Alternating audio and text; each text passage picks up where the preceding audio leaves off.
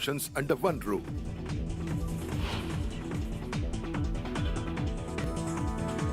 सत्तांतरानंतर महाविकास आघाडीचे आमदार फोडण्याचे सत्ताधाऱ्यांकडून प्रयत्न.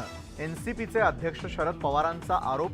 शिंदेंच्या पक्षानं फेटाळले पवारांचे आरोप.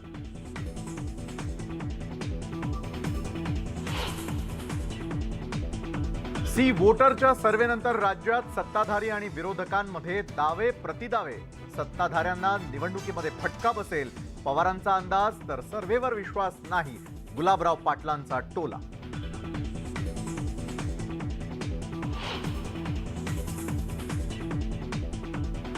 बीसीसीच्या डॉक्युमेंटरीच्या वादाचं लोण मुंबईत. 30 मध्ये डॉक्युमेंटरी दाखवण्याला भाजपचा विरोध. डॉक्युमेंटरी दाखवल्यास परिणामांना सामोरं जावं लागेल, आशिष शेलारांचा इशारा.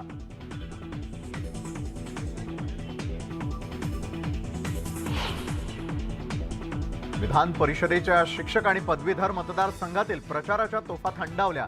5 मतदारसंघामध्ये उद्या मतदान. दिग्गजांची प्रतिष्ठा पणाला.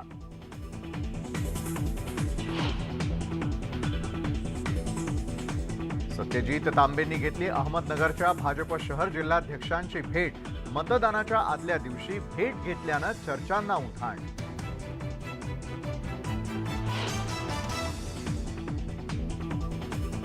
वंचित बहुजन आघाडी सोबत राष्ट्रवादीची कोणतीही चर्चा नाही, शरद पवारांनी केलं स्पष्ट. तर संजय राऊतांनीही पवारांच्या वक्तव्याला दिला दुजोरा.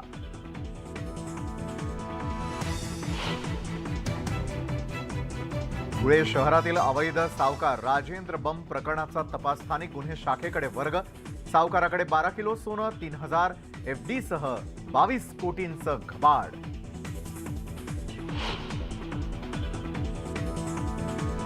भारतीय हवाई दलातील जुन्या विमानांचा प्रश्न पुन्हा ऐरणीवर. मध्य प्रदेशात सुखोई मिराज फायटर जेटची हवेत टक्कर.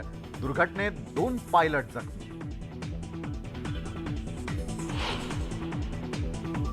मोबाईल ॲपच्या नादात 12 वर्षीय मुलानं घेतला गळफास. नागपूरच्या सोमवारी क्वार्टर परिसरातली घटना.